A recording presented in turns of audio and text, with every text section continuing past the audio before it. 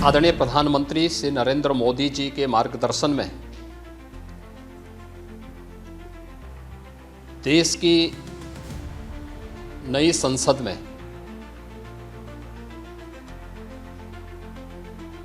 माननीय वित्त मंत्री जी ने देश का आम बजट प्रस्तुत किया है। यह बजट सर्वस्पर्शी, सर्वसमावेशी, विकासोन्मुख 140 करोड़ भारतवासियों की आशा, आकांक्षा और अमृत काल के संकल्पों को पूरा करने वाला सिद्ध होगा। आम बजट 2024-25 आत्मनिर्भर एवं विकसित भारत के निर्माण का एक आर्थिक दस्तावेज है।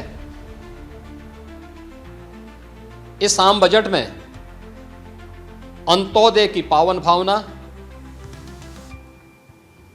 विकास की असीम संभावना और नवोन्मेष की नवदृष्टि है। इस आम बजट में अन्नदाता किसानों की समृद्धि के लिए 1,52,000 करोड़ रुपए, कृषि और सहायक सेक्टर के लिए, महिला सशक्तिकरण के लिए 3 लाख करोड़ रुपए से अधिक का प्रावधान किया गया है।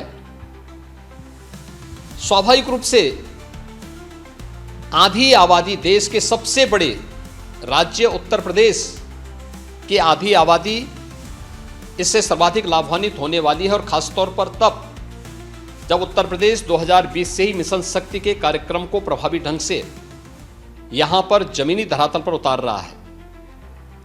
सर्वाधिक अन्नदाता किसान उत्तर प्रदेश के अंदर निवास कर रहा है। उन अन्नदाता किसानों की समृद्धि में आज संसद में प्रस्तुत आम बजट बड़ी भूमिका का निर्वहन करने वाला है। युवाओं के लिए लाखों नौकरियों के साथ साथ मध्यम वर्गीय परिवार के लिए प्रत्यक्ष कर यानी इनकम टैक्स में जो नए टैक्स स्लैब की घोषणा हुई है, ये सभी अभिनंदनीय हैं, स्वागत योग्य हैं। इस पूरे बजट को अगर मैं कह सकता हूं कि यह बजट भारत को $5 ट्रिलियन की इकोनॉमी में बदलने के संकल्प के साथ ही दुनिया के ग्रोथ इंजन के रूप में भारत की भूमिका को और विकसित भारत की संकल्पना को साकार करने का एक आर्थिक दस्तावेज के रूप में यह देश की संसद में प्रस्तुत किया गया है। इस 140 करोड़ जनता जनार्दन के लिए समर्पित उनकी आशा, उनकी आकांक्षा और अमृत काल के संकल्पों को पूरा करने वाली इस बजट के लिए मैं आदरणीय प्रधानमंत्री जी के प्रति आभार व्यक्त करता हूं। माननीय केंद्रीय वित्त मंत्री माननीय श्रीमती निर्मला सीतारमण जी को और उनकी पूरी टीम का मैं अभिनंदन करता हूं। देखिए, मध्यम वर्गीय परिवार में टैक्स के बारे में सबसे बड़ी छूट आज उपलब्ध हुई है, और ये लंबे वर्ष समय से ये मांग चली आ रही थी। 3 लाख तक के प्रत्यक्ष कर यानी इनकम टैक्स में कोई भी टैक्स नहीं लगेगा। इसके साथ साथ अन्य जो स्लैब भी दिए गए हैं वे काफी राहत भरे हैं।